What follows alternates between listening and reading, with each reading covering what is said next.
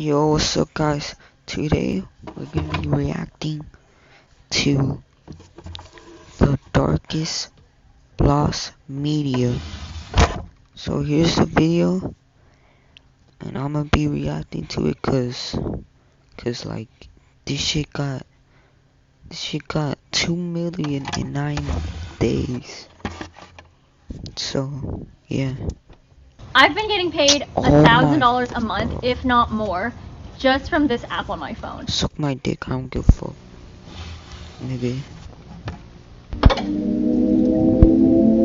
On April 25th, at this bus stop, one boy, 15 years old, shot and killed a 17-year-old boy with a revolver. WXLT-TV, Channel 40, Sarasota, Bradenton.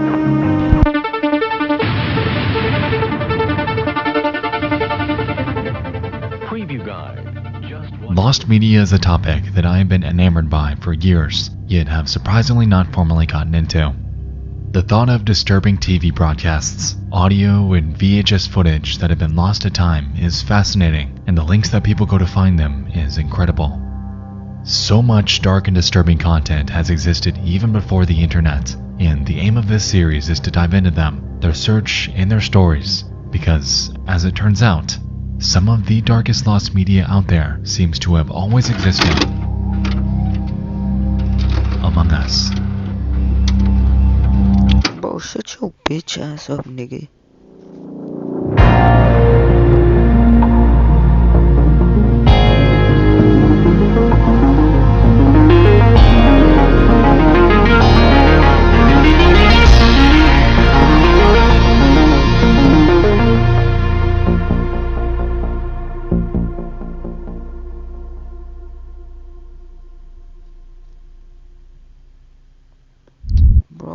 Bro, what the fuck was that intro? Like Stranger Things ass intro. Bro, this feels like I'm watching like a Netflix series or some shit, bro. The devil hitting with them.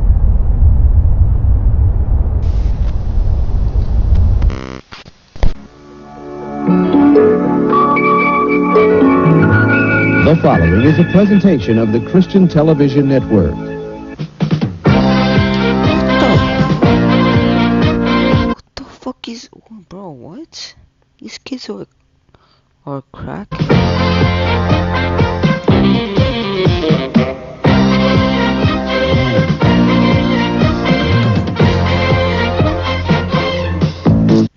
Let's see the comments, bro.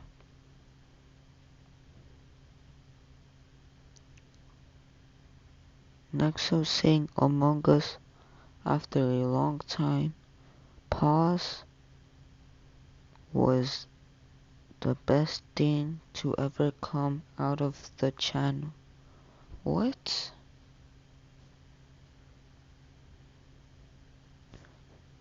That's fantastic. New series seems being bro, shut. These comments are AIDS, bro. Why are they so long? Why are they so fucking long? What, bro? Bro, why are these comments so long? Like, what the fuck is happening, bro? Joy to the world. All the boys and girls. Joy Junction is the place to be. Joy for you and me. Come and join us for a half hour of fun and games at Joy Junction. Now here's Sheriff Don. Hi, how you doing? Good to see you. 1980. Bro, why is he talking, bro? So he's one of those niggas, bro. He's one of them. Show is broadcasting on the Christian television network named Joy Junction. It's textbook public access TV. Jesus Christ, that was a 3-minute intro. At the eponymous village with no words. How do you make a 3-minute intro with not saying anything? That's crazy. hosted by the town sheriff. Throughout the show's lifespan, the town residents would join in for educational bits about the Bible, and kids were encouraged to take part in various games. It seemed to have been pretty successful during its time, as it was on the air for a few years. What the fuck was that? Bizarrely, nearly every record What the fuck was that? A gunshot? What the hell? Yo, whoa. What? Yo. The fuck was... Bro. What archive of this show ever existing have been wiped though, merely leaving us with a handful of surviving re-uploads on YouTube. This has, admittedly, made it difficult to find any further information about Joy Junction aside from what we can distill from the existing footage. But that's okay, cause that's not the main reason we're here anyway. Bro, what is it? Is this a show? What the fuck?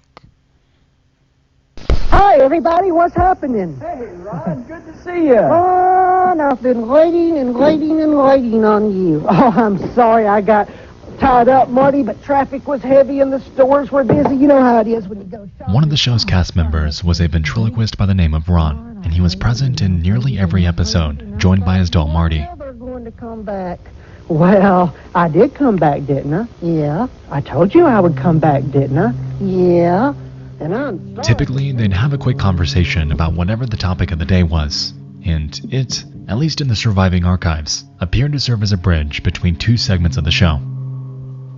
Ron's full name was Ronald Brown, and in the years following the show's eventual end, he'd launch his own puppeteering company out of Florida called Puppets Plus. On his website at puppetsplus.com, we can observe a myriad of their clients, along with the age groups that he was primarily hired for. Ages 2 to 5, and 6 to 11. Now, at first glance, this seems par for the course in his profession. Children's entertainment was his forte. However, it's when we back up and take a look at Ronald as a person when things begin to sour. You see, throughout the years, Ronald had a strange dynamic with children. For instance, in 1998, he was pulled over for a traffic violation and was found to be in possession of boys' underwear. His excuse was that he used them for his puppets, and he was eventually let off. Other complaints came throughout the 2000s about him giving rides to kids in his church van. Unfortunately, police could never do much because there wasn't any explicit crime being committed. It was incredibly strange, but unfortunately not enough to warrant any sort of arrest. Where things really get nutty though, is when we jump to the early 2010s, in which Brown would find himself caught in a web of controversy.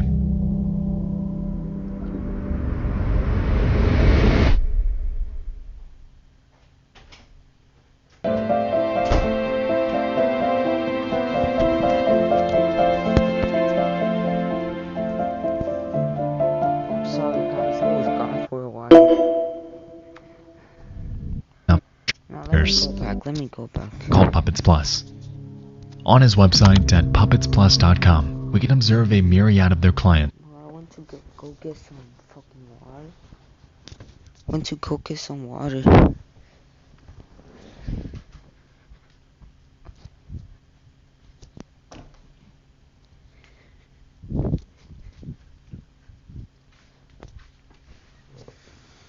Alright, let's see what happens. Along with the age groups that he was primarily hired for. Yo, what the Ages fuck 2 to is 5. this, bro? And 6 to 11. Now, at first glance, this seems par for the course in his profession. Children's entertainment was his forte. However, it's when we back up and take a look at Ronald as a person when things begin to sour. You see, throughout the years, Ronald had a strange dynamic with children. For instance, in 1998, he was pulled over for a traffic violation and was found to be in possession of boys' underwear. Yo, what the His excuse was that he used them for his puppets, and he was eventually let off. Other complaints came throughout the 2000s about him giving rides to kids in his church van. Unfortunately, police could never do much because there wasn't any explicit crime being committed. It was incredibly strange, but Nah, bro. Really? Really? Like, oh, nigga. What do you mean? What the fuck, bro? fortunately not enough to warrant any sort of arrest. Bro, really? Where things really get nutty though is when we jump to the early 2010s, in which Brown would find himself caught in a web of controversy.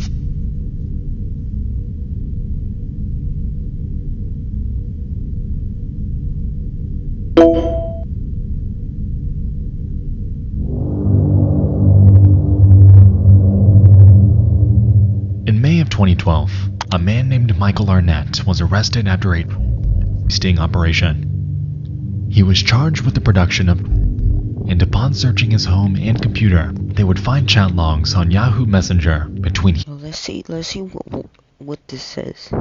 Hello, how are you? Good. You doing well. And see, sadly, he is doing well. Bro, what do you mean sadly he's doing well? I wish I had tired to grow. I don't know what I can't fucking read. He would make a fine feast, a fine Easter feast. Yes, his thighs and butt cheeks would be fantastic for. Bro, what? Hell no. Bro, what? Ew, what the hell? I agree. You could be spending today on planting him. Get a pan ready for the button thighs. So this nigga is eating children. This is, bro. This is this is actually this is like Five Nights at Freddy type shit, bro. Like, what the, bro, this is not a person.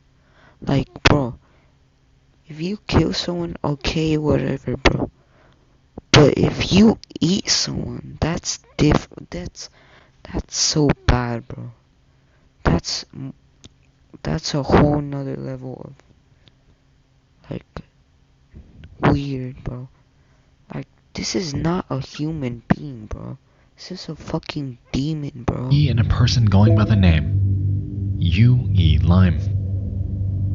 As it turned out, Arnett would produce these images and distribute them to various others online from the username CK3666, Sweet Talker Linda, and Calfkeeper 2. You'll notice that U.E. Lime was outward about their desires.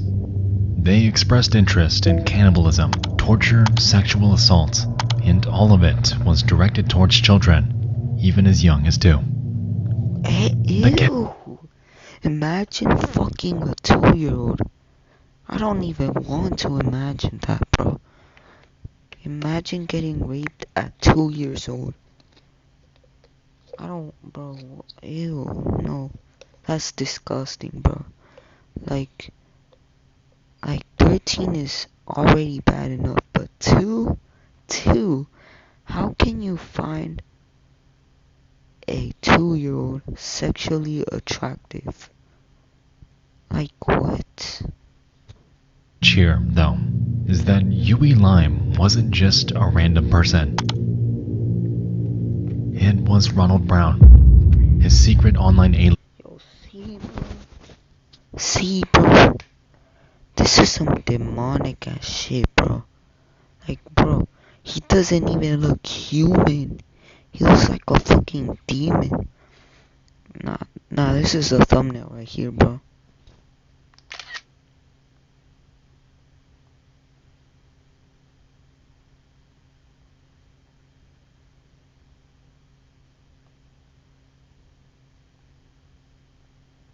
You know what? I'll do this later. Bro, fuck off. In which he'd express his fantasy about the kids he surrounded himself with daily. Let me remind you that this was a man whose entire career, entire life, was centered around associating with kids. Someone who was, at one point, on television in front of thousands. To say that these chat logs were a bad look would be putting it lightly. Shit, bro. And yes, the messages you're saying are straight out of the official case file. Look, y'all can read it yourselves, bro. Okay, y'all done? Alright, let's continue.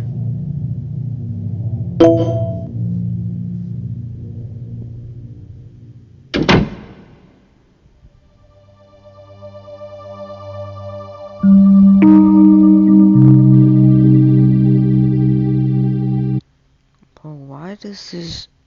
It feels like I've seen this image somewhere before. After corresponding with Yahoo.com, authorities were able to track down Ronald Brown and tie his username to a profile. Bro, what the fuck is that banging sound? Bro, what the hell? It's 2 in the morning. It's like 3 nah, I'm joking. It's like 8 p.m. I don't know. On a necrophilia website named cutedeadguys.net. Ronald's profile. Like, I swear to God, bro, I'm not lying, bro. Like, those gunshots, bro. Like, what the fuck is that noise? Been lost to like June 4th already passed a long time ago. So I don't know. Like what the fuck? Like what's going on, bro? However, whoa. A profile on a necrophilia website named cutedeadguys. Is this child porn? No. .net. Ronald's profile has been lost to time. However, through his own case report, we're able to find details describing it. On this site, his bio read, Ronald's profile has been... We got... Welcome new members. Lost to time. However, through his own case... Let's see. Snuff film just for you. What kind of necrophilia are you? What the fuck does that even mean? Movies and TV shows, buzzer and... Yo, whoa. Now let me go outside so y'all can't hear this shit, bro.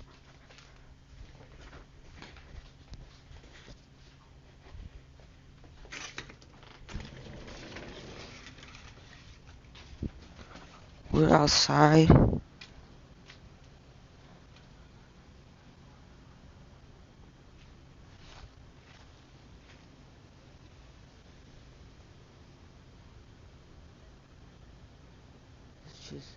Y'all heard that shit?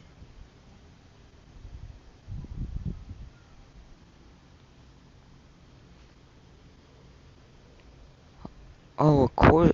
Oh, y'all heard that?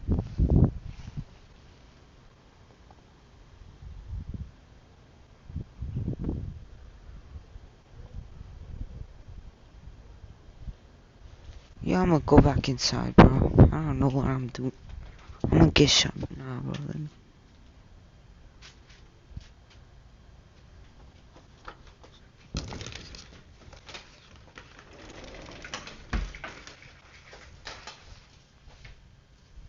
Y'all probably didn't hear anything, cause like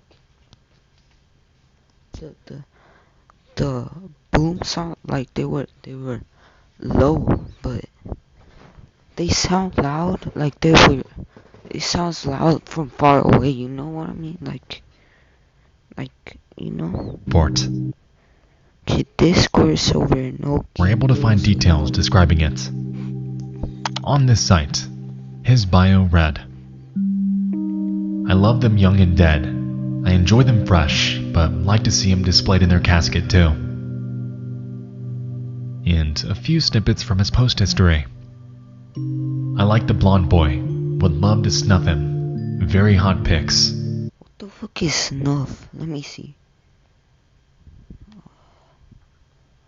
Let's go to...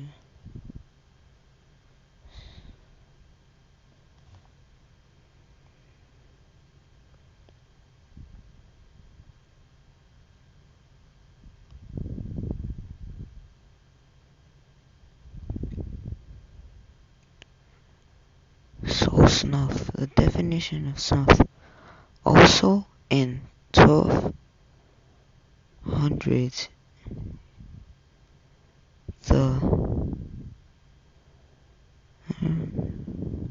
to powdered tobacco, which practiced by Dutch that reference. I still don't get it. Let's see images. Wait, I spelled it wrong. 2 F's.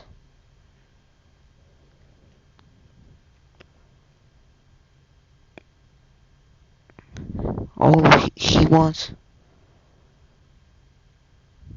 So... I think what snuff means is... So basically like...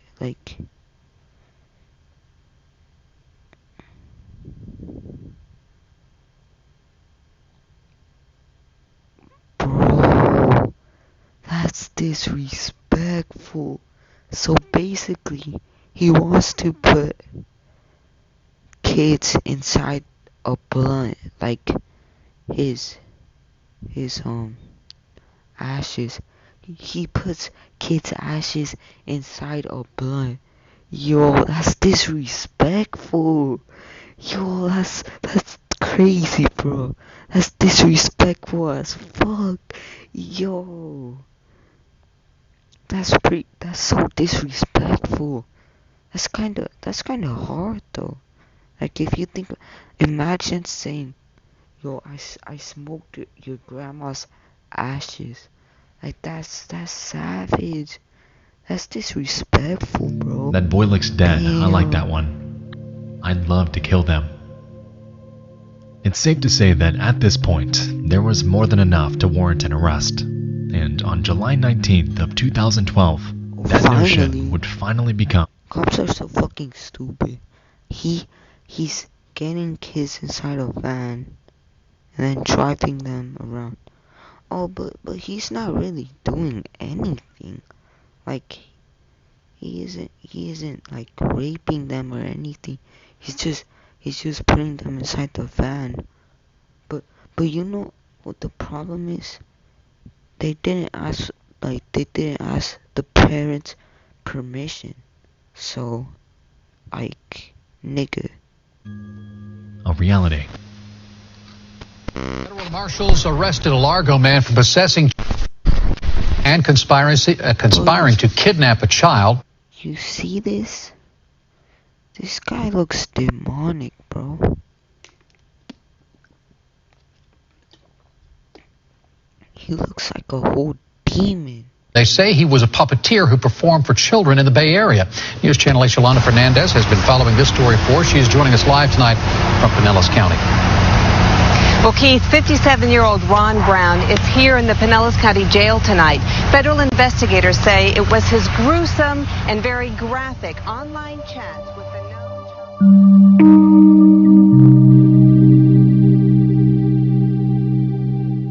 Brown's house was raided, and scattered across his home were images of pictures of kids being tied up, and even some that appeared to be dead.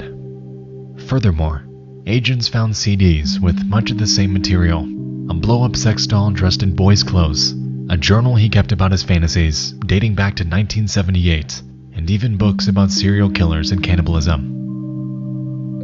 He was eventually found guilty of possession of and was sentenced to 20 years in federal prison with a lifetime of supervision thereafter.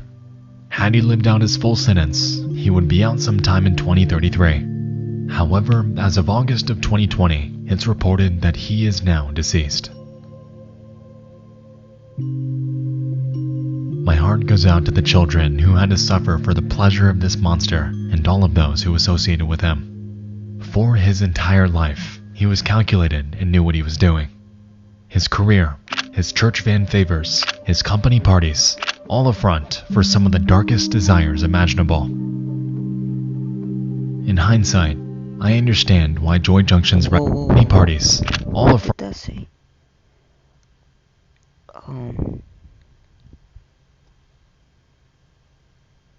Yeah, maybe a dotted line around the base of his cock with an arrow and the label cut here. Bro, they wanna cut a kid's cock off, bro.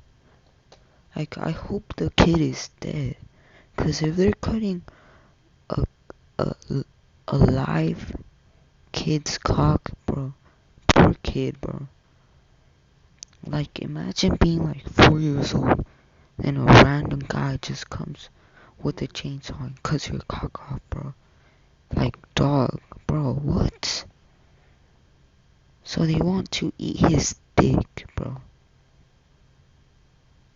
And then this nigga has the audacity to put a fucking smiley face, bro. For some of the darkest desires imaginable. In hindsight, I understand why Joy Junction's records were wiped. It was a show with a good premise and good intentions, I won't deny that. However, now bears a reputation forever stained by the devil, hidden within them.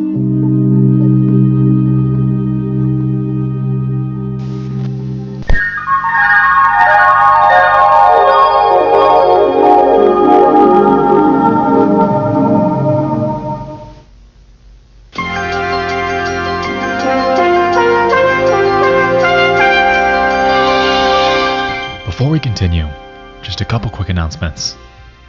First off, I'd like to formally announce my second channel, called Nexpo After Hours. Nobody cares.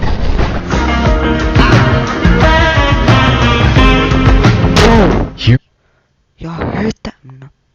No, we're going outside again.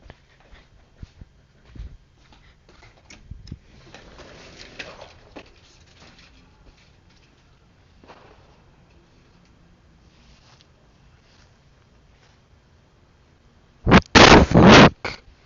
Yo, what's going on, bro? Y'all heard that, right, bro? Yo, that joint was loud, bro. That was loud. What the fuck?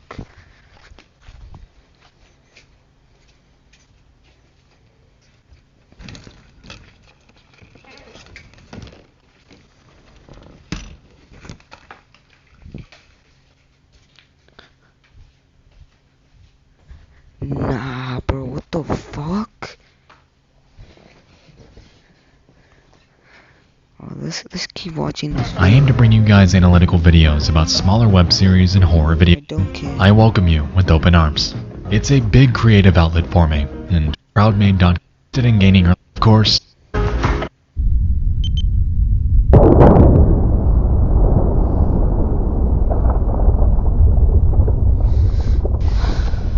Jesus Christ, bro.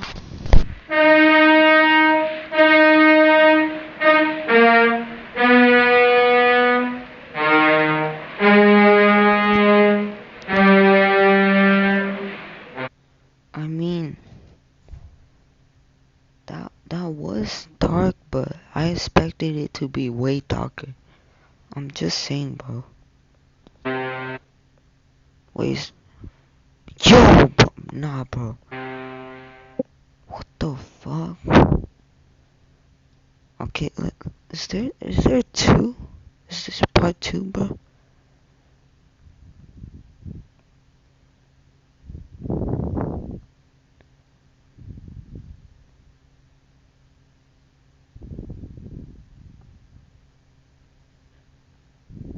No.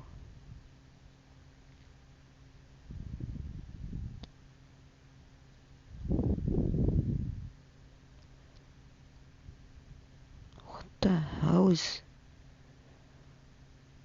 5 pieces of glory and disturbing lost media.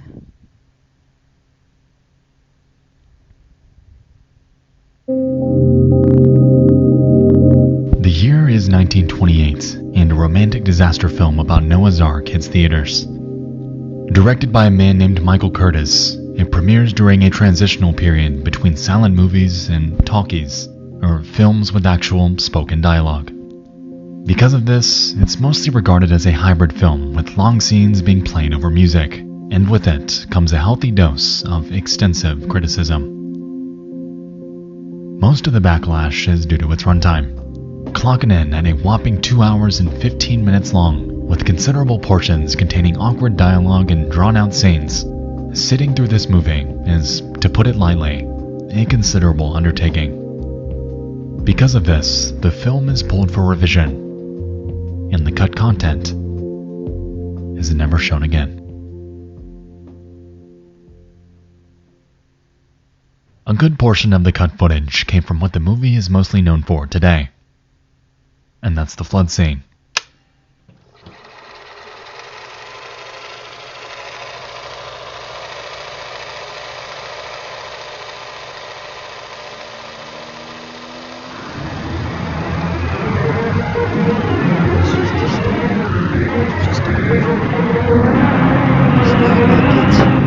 In it, we can observe a slew of actors fighting their way out of a crumbling temple and towards the Ark.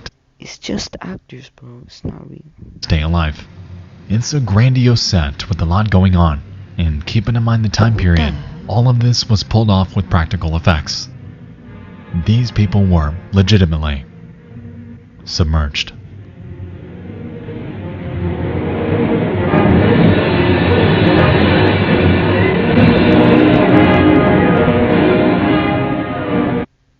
I'm sorry for the fucking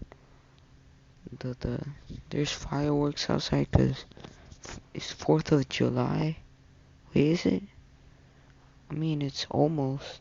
It's not even 4th of July, bro. Can y'all niggas shut the fuck up, bro? Like, bro. Someone, like, fuck off, bro. It's not even 4th of fucking July, like, nigga. Like, fuck you, bro. Like, shut up. Some might consider the acting here to be pretty well done. Like I said, this scene is grand, and due to the time period, was all pulled off practically. Why is there only black people? Hold on. Pretty well done. Like I said, this scene is grand. Oh wait, never mind. Wait, are they white? Yeah, there's some white people in there. Never mind, bro. I'm sorry, bro. And due to the time period, was all pulled off practically. The thing is, some of these actors weren't actually acting. It's cause their hair is black. So we were only looking at the top of their head. And the quality in this movie is so garbage. So, yeah. As during this scene, 3 actors drowned and 1 reportedly lost their leg. This was the result of Lost their life or leg? Some of these actors weren't actually acting, as during this scene, 3 actors drowned and 1 reportedly lost their leg. Oh, their leg. This was the result of over 600,000 gallons of water being dumped across the set, something that the film's extras were reportedly unaware of. It's been reported that, before filming commenced, Michael Curtiz was warned against putting so many people in danger. However, he shrugged it off. So they were just doing movies, but instead of acting, they actually did the shit. Alright, claiming that the extras were expected to be prepared for anything, and that, quote, they're just gonna have to take their chances. In the original cut of the movie, bro, this is lame. I don't care about this. Skip. Do you own an F-150, Tacoma, or just about any truck ever made? Then listen up. Appreciate it. who the fuck is this bitch? This post remained. We got a feature? Wait. Months pregnant and my lungs are all squished as is. If you could help. Bro, this would be really helpful if there were like times. You know when you're moving this thing, the red shit. Holy fucking shit, that was loud. So you know when you're moving the red shit, and then it says what happened this time, and then that would be really helpful. I'm just saying. A simple request for cash. I need $50 by 3:30 p.m. today. I can pay you back later tonight, but I need gas and some mess quick. Everyone has bronchitis at my house and I do not want to get sick. I'm 8 months pregnant and my lungs are all squished as is. If you could help, me and my daughter will greatly appreciate it.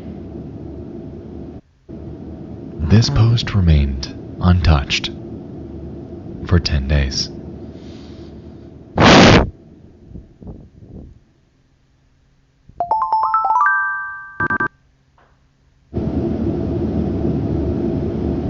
At 10:08 p.m. on the night of July 12th, Slocum receives an email from a man going by the name Mike's Hard. I can host, what are you thinking? I'm 25. This was a reply to Who asked? Like, why do you care about the age? That's kind of suspicious. Separate ads that Brooke made around the same time period in which she would solicit sex for money. According to her friends, it wasn't willingly, as her then boyfriend, 25-year-old Charles Oppenir, would coerce her. You're a fucking loser, bro. You're gonna let your wife get clapped so you can get money? That's a L, bro. To do this while accompanying her during these meetups. She ugly as fuck. Damn, I thought she was gonna be bad. Damn, she ugly as hell. She looked like her face looked like that face, like where you have the American flag on your face. You know that movie or some shit? I don't even know what it's called. Like where the bitch has black and white stripes on her face or some shit. She looks like that, bro. Reluctant, Slocum responds 20 minutes later. Well, we're looking for donations if possible. Kinda in a tight spot, and we have a baby on the way. As far as the fund goes, though, there won't be any mail. What? There won't be any mail? What the fuck does that mean? The baby isn't gonna be a nigga? How does $120 sound? I can drive you over here if you need. No, Imagine paying $120 for this ugly clapped bitch. I'm sorry, she's so ugly. Thought she was gonna be cute, kinda in a but now she ugly. Is all. When and where would you like to meet up? I wouldn't even do that shit for free, dog. I wouldn't. You know what, bro? I would not fuck her for $5. Maybe I will fuck her for $15. But I'm not fucking her for free, bro. Got me fucked up paying $120, bro. I like to fuck outside in a park around 11:30. That okay? What?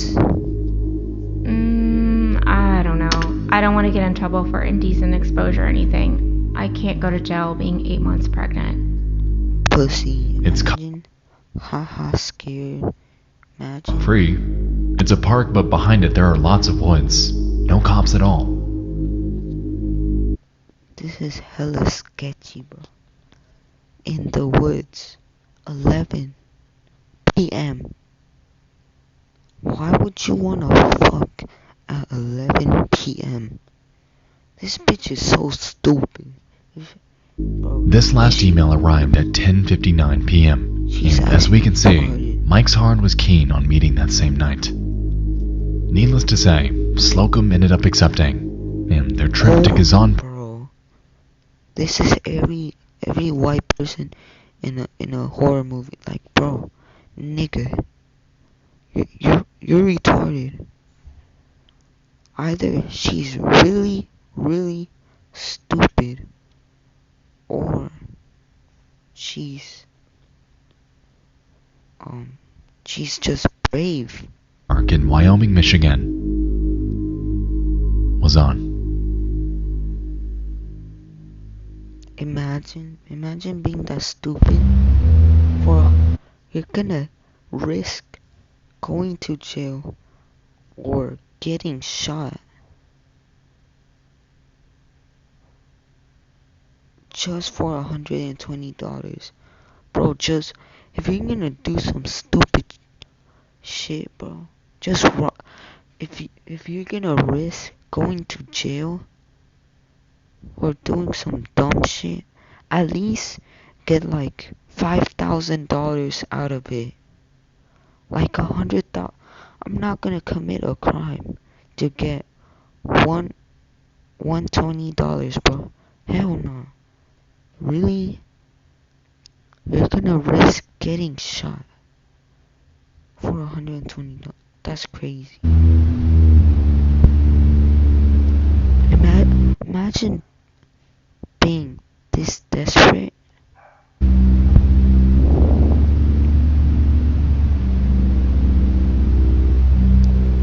Oh yeah, let's go. He's about to get to shooting niggas, bro. I mean, she kind of deserves it though.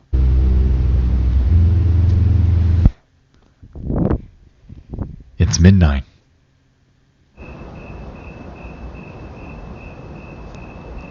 The couple arrives, with Mike pulling up shortly after. Initially believing this to be another sex meetup, the two approach Mike without much concern. Sometime during the next few minutes, Brooke is grabbed, bound.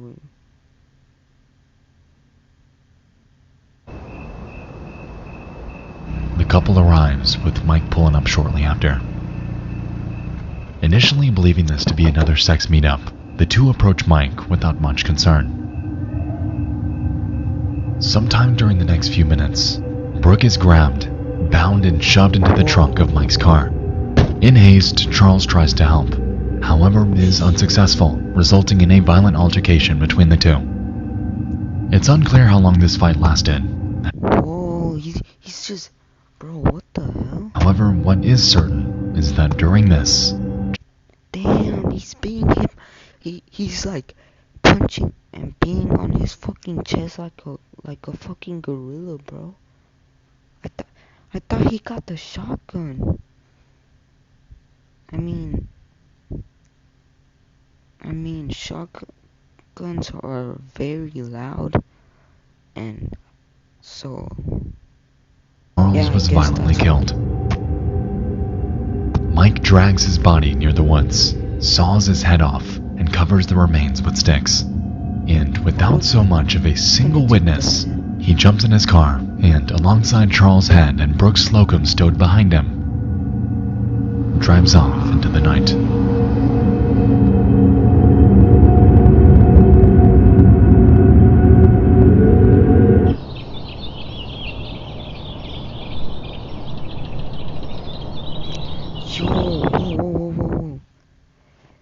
Whoa, hey, nah, bro. Look at that back, bro. Nah, bro. Look at this shit.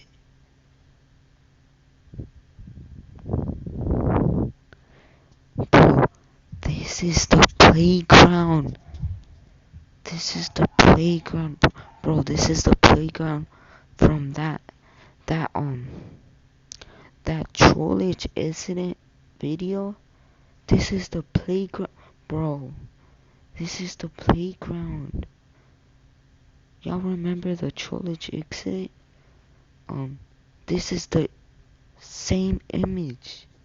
Ain't no way, bro.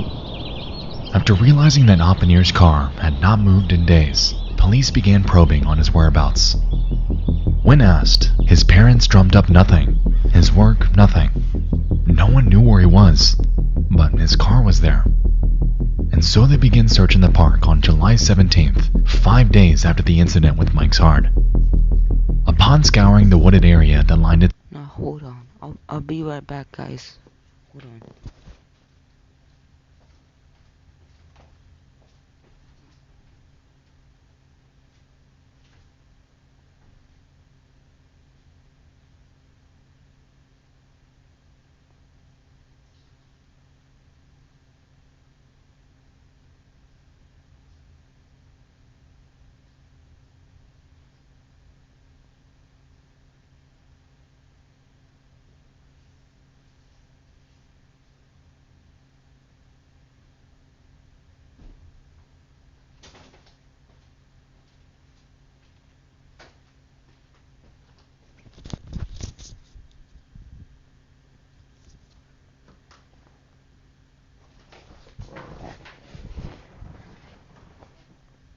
Back end, they then discover a headless body under some brush, and it was later identified as Charles Oppenheimer.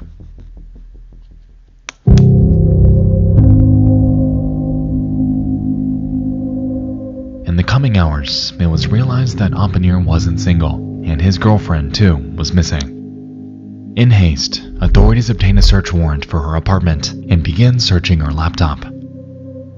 On it, there were a myriad of conversations. However, one thread from Mike's Hard stood out among the rest.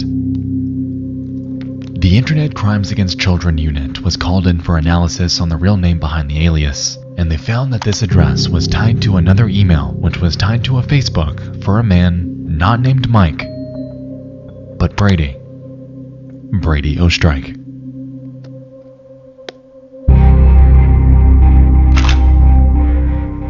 They stake out near his home. Bro, this looks like one of them images, like where they put the weird music and then the familiar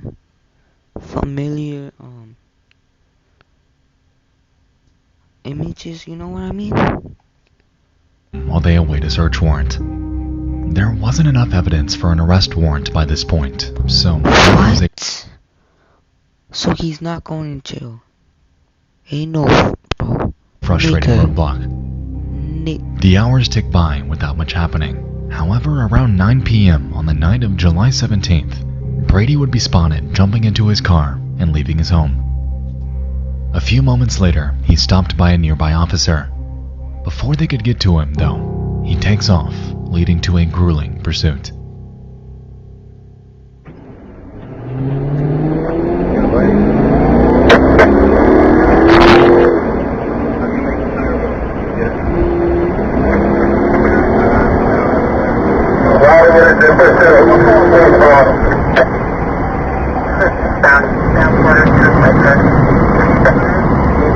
Bro, why is this quality so shit? It looks like a door ring camera. No, not even that. A fucking Android.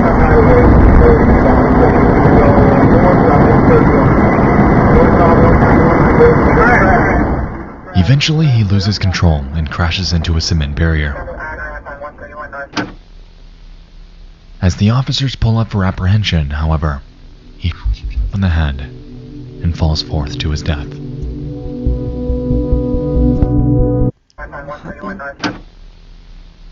As the officers pull up for apprehension, however, he on the head and falls forth to his death.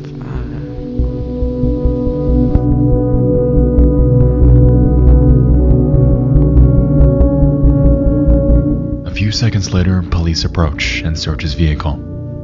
In it was 31-year-old Brady Ostrike, dead in the front seat, and in the trunk, stuffed within a suitcase, was 18-year-old Brooke Slocum and her unborn daughter, both of whom were deceased. Wait, stuff in a suitcase?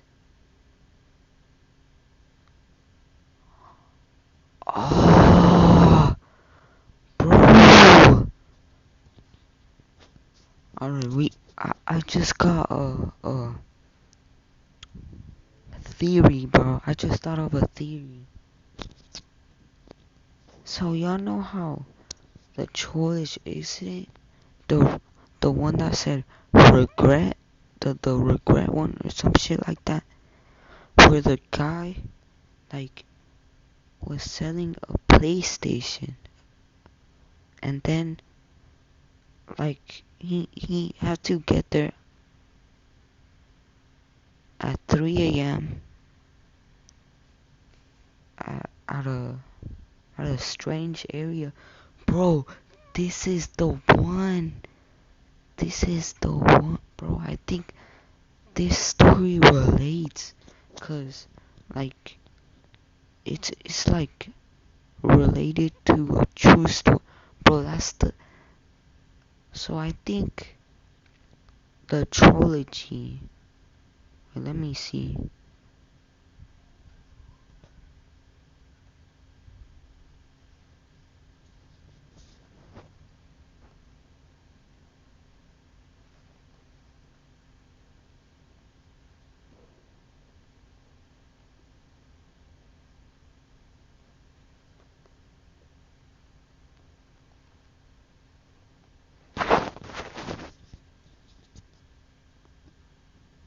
Yo, I thought this was my video. Save $100 instantly, plus get a free basic alignment. Right now at NTB.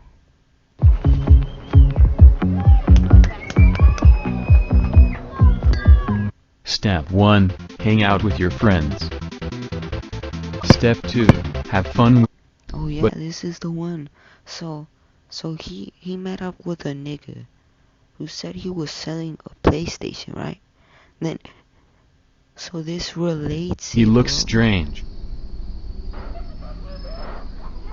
Wait, and I think that picture with the park.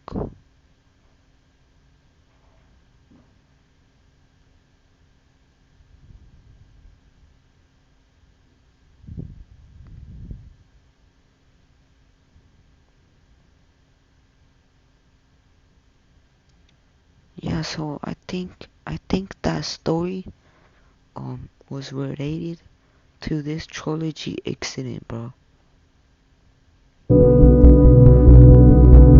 Let's get back to the video.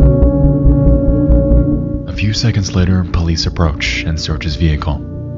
In it was 31-year-old Brady Ostrike. On searching Ostrike's home shortly after, his toilet was inoperable, and the entire place was nothing short of rancid. Well, this place looks like a trap house. Like it looks like a drug dealer lives here, bro. What the hell is this? Most interesting of all, however. Yo, he got lean? Wait, y'all see that shit?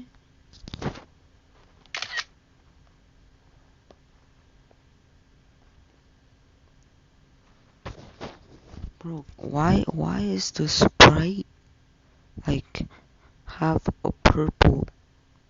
Like, look at this. Why does it have a purple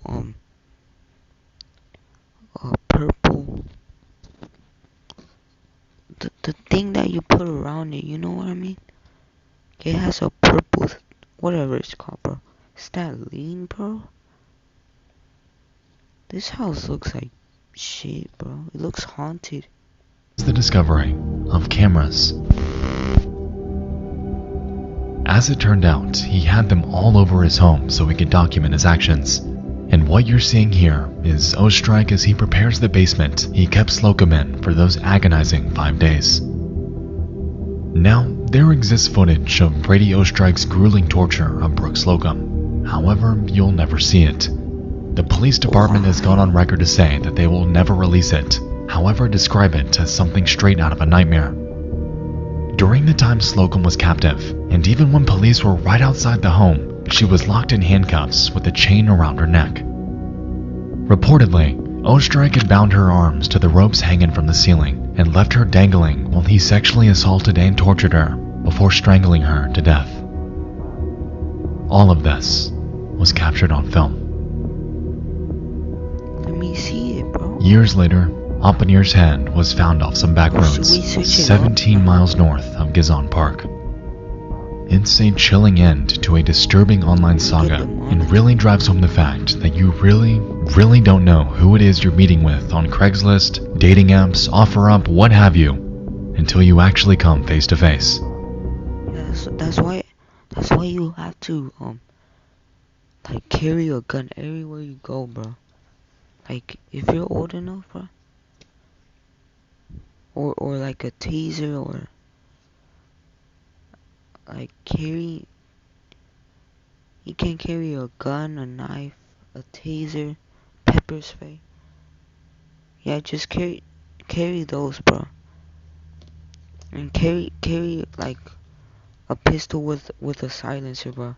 Cause you don't know who you're meeting, bro. What began as a simple request for just $50 had led to the loss of 3 lives following a days-long nightmare orchestrated by a depraved man.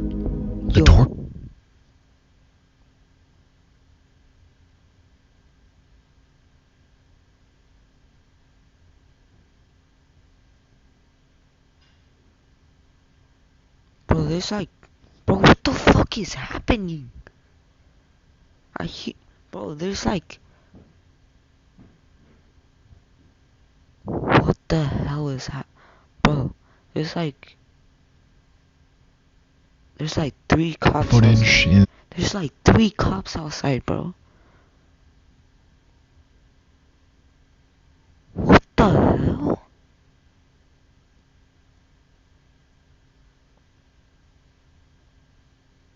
Bro.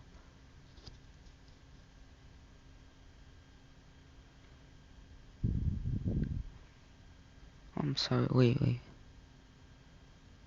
What the hell, bro? What's going on? Yo, this neighborhood is like actually becoming dangerous, cause like a week ago, around this neighborhood, there was like a shooting in a park, bro. Like you could literally walk there. That's how close it was. At 4 a.m. there was like a shooting or some shit. As of 2022, considered indefinite lost media that may never see the light of day. However, considering what exactly it entails, I don't think we'd really want it to.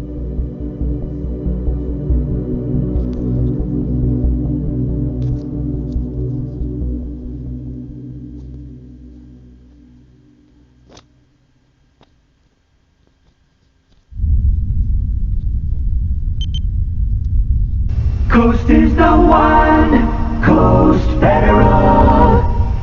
Win Armstrong for Coast Federal. WXLT TV, Channel 40, Sarasota, Bradenton. We're with you on ABC Review.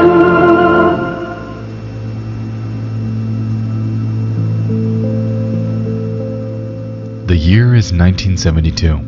And a reporter named Christine Chabuk eagerly lands a job at WXLT Channel 40 in Sarasota, Florida.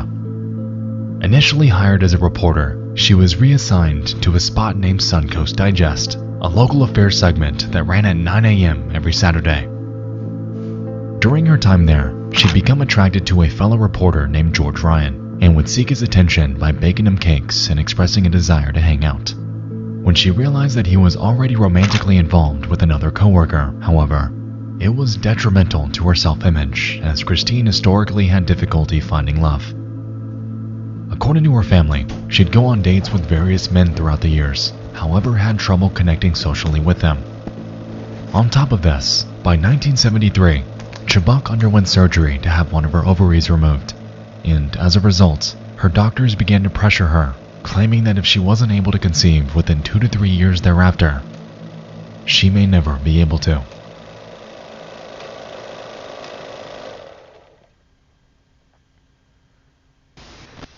The following program is brought to you in living color on NBC.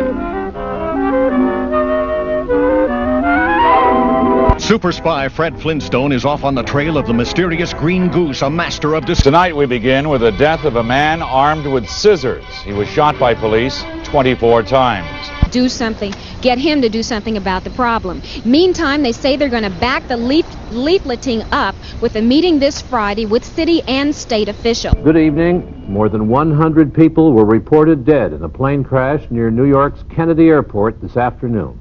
The plane was an Eastern Airlines 727 nearing the end of the night. As 1974 approached, Chibuk witnessed a shift in news methodology.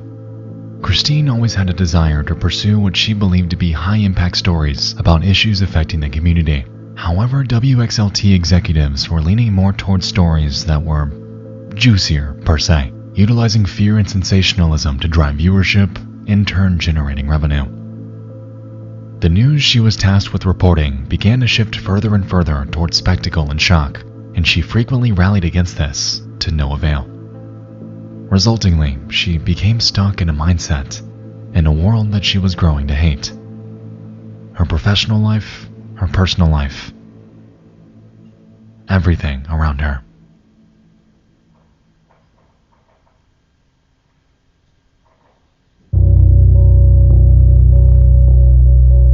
Good evening, I'm Steve Newman, and this is Channel 40 Weather Watch. It's going to be even cooler tonight than tomorrow night than tonight. The reason for this, with the passage of the cold front today, when we picked up some showers, skies have cleared very nicely. And as a result... On the 15th of July, 1974, Christine enthusiastically entered the station. Instead of opening Suncoast Digest traditionally, however, she claimed that there was a newscast she had to read to open it, something that hadn't been done hitherto. She takes her seat at the news desk, and for the first 8 minutes, opens her segment about 3 national news stories and a shooting that took place the day prior. Following this, a film reel of the shooting was supposed to play, but had jammed, leaving a few moments of dead air. In response, Christine apologized for the error before taking out a script she had handwritten and reading to the viewers the following.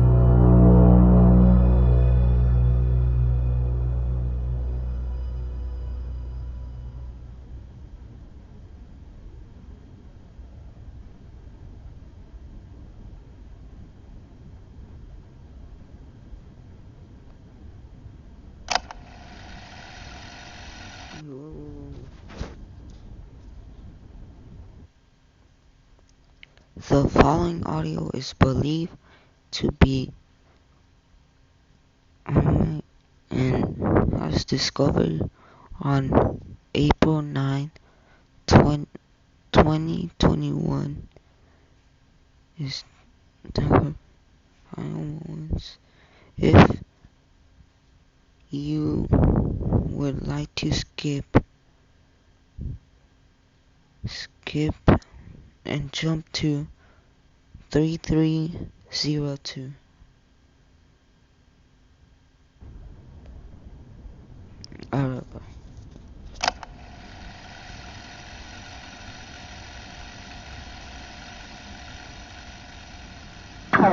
is 3 minutes long. Statistics. This weekend, being typical of the recent rash of violence, saw one man stabbed, another assaulted, and a third shot and wounded. Sarasota police report the finding of an 18-year-old, a man by the name of David Wynn, in the parking lot of a Friendly Tavern on 27th Street. Wynn had an apparent stab wound in the chest, which, according to witnesses, was inflicted by James Whitworth during a fight. Police charged Whitworth with aggravated assault. Wynn is in satisfactory condition at Sarasota Memorial Hospital. The second attempted armed robbery in a week has involved law enforcement officers from both Sarasota and Manatee counties. Last week, teenage gunmen held up the highway bar and, after a shootout and high-speed automobile chase, held a family hostage and finally were nabbed by Sarasota Sheriff's deputies. Early Sunday morning, the Beef and Bottle restaurant north of Sarasota Bradenton Airport on US 41 was the site of an attempted armed robbery and shooting. TV40 newsman Bob Peterson was on the scene shortly after it began, and he filed this report. Sorry, for those of you who saw Late Night Weekend News Watch last night, we did have a film report and a commentary by Bob Peterson. Unfortunately, we had technical difficulties and cannot bring it to you now. However, watch this. Please watch tonight at 5:30, and we'll have that story for you then. As of this morning, Grace Foster, who was shot in that incident, is in satisfactory condition at Sarasota Memorial Hospital. In keeping with the WXLT practice of presenting the most immediate and complete reports of local blood and guts news, TV40 presents what is believed to be a television first. In living color, exclusive coverage of an attempted suicide. At this moment, Christine drew a Smith & Wesson revolver that she had hidden in her bag, placed it behind her right ear, and fired, immediately falling forward onto her desk. In a frantic response, the tech directors quickly faded the broadcast to black and scrambled to play a movie thereafter. Calls began to flood in, with viewers questioning the authenticity of what they just witnessed, with some believing that this was just a morbid joke or a prank. However, it was far from it. She was rushed to Sarasota Hospital, and back at the station, the news director, Mike Simmons, had discovered 2 pages of a script left behind by her. The first page contained what we heard prior, however the second was a follow-up intended to be read by a third party. Today, Christine Chibuk during a live broadcast. She was rushed to Sarasota Memorial Hospital, where she remains in critical condition. Surprisingly, Christine's prediction turned out to be correct, not only because she was at that very hospital, but because she remained in critical condition for 14 hours until her eventual death. Christine's body was cremated and spread in the Gulf of Mexico, marking the end of a life full of despair. To those around her and to her loved ones, however, an agonizing void was left that would forever go unfilled. Reportedly, only one tape of this incident existed and was kept by Bob Nelson, the station's owner. After his death, his wife Molly would inherit it before handing it over to a law firm for good. As of now, this is where it lies, and for the foreseeable future, may never see the light of day.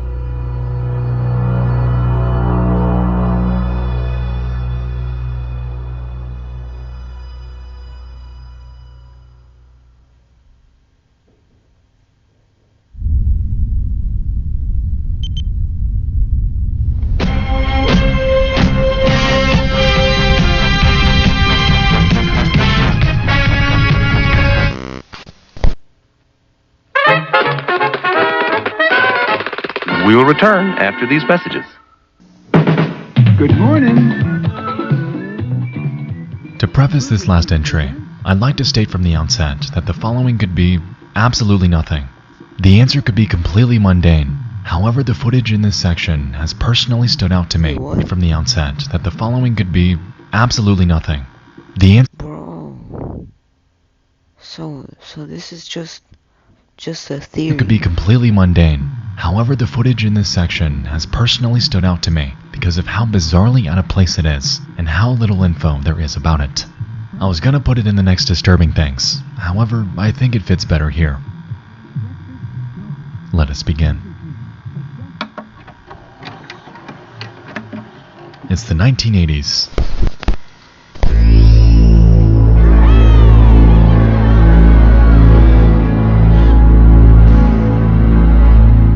Beetlejuice makes its debut. Journey, Survivor, Guns N' Roses, and our favorite Rick Astley are on the airwaves. And over on a stand-up comedy show named An Evening at the Improv, a child actor turned musician named Corey Feldman is world premiering his latest track, Something in Your Eyes. You gay? What the heck? Okay. Oh, that sounds lame as shit. Lame ass nigga. What the fuck? Lame ass nigga. What the hell, bro? I just want. What was it called again, bro? Feldman is world premiering his latest track, Something in Your Eyes. Something in Your Eyes. That sounds so lame. That sounds so fucking gay, bro. What the hell?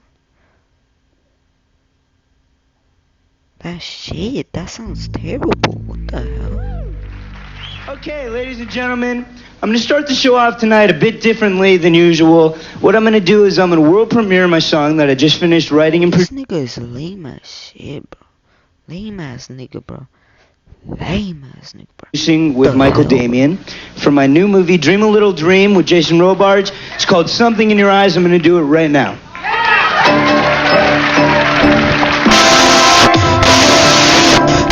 Clearly lip syncing. It's clearly lip syncing and taken inspiration from Michael.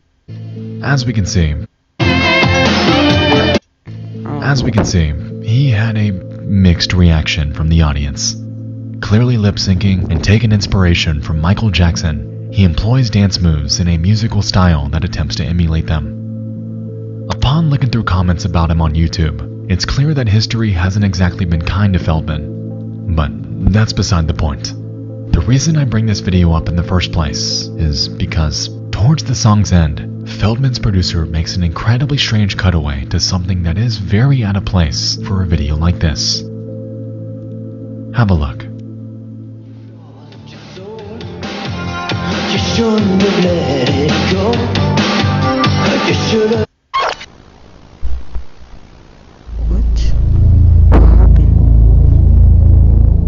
What is this? And why is it here? Wait. You should have held on. Stop running away.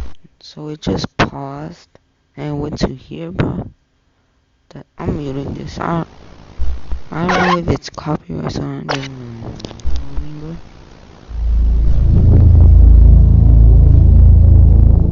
What is this?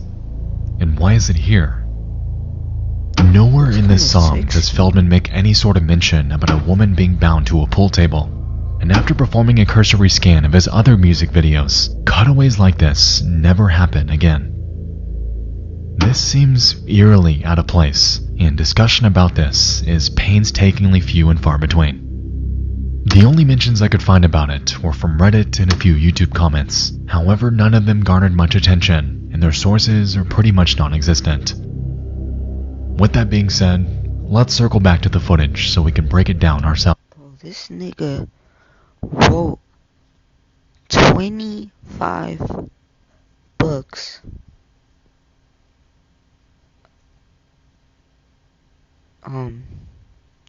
Just based off of 20-second clip. Now we reading this. Have you guys ever heard of... Oh wait, so this is just a theory, remember this shit. So this isn't real. So y'all niggas, like, this is just a... So don't go out of your way and report this shit to the cops. Cause it's unknown. It's just a theory. Have you guys ever heard... I'm gonna read to here. At the time of filming, one of the producers of the show was responsible for stringing of rapes and murders in the LA area, and he was allegedly have filmed one of most acts of sick and memeified. I don't know, bro. As we can see, the video of this woman was patched in post-production. Unlike the other cutaways that happened prior, this one has a different border. It's in black and white, and seems to be slightly lower quality than his music video.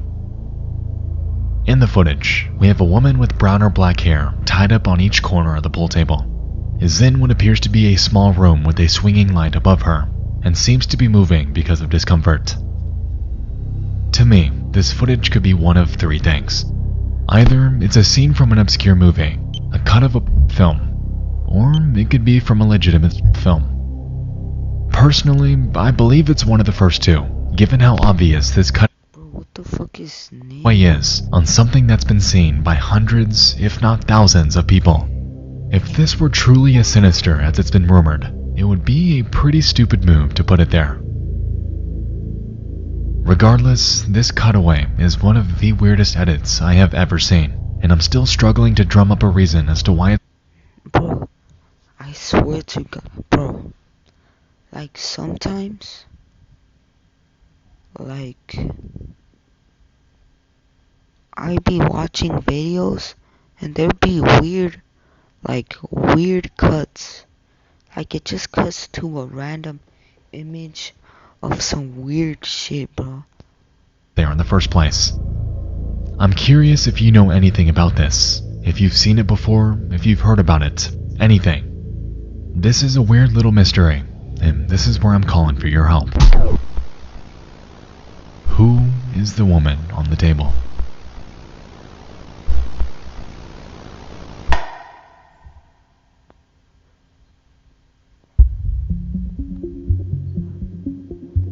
Lost to time, and in this series, I aim to document and bring those back to light.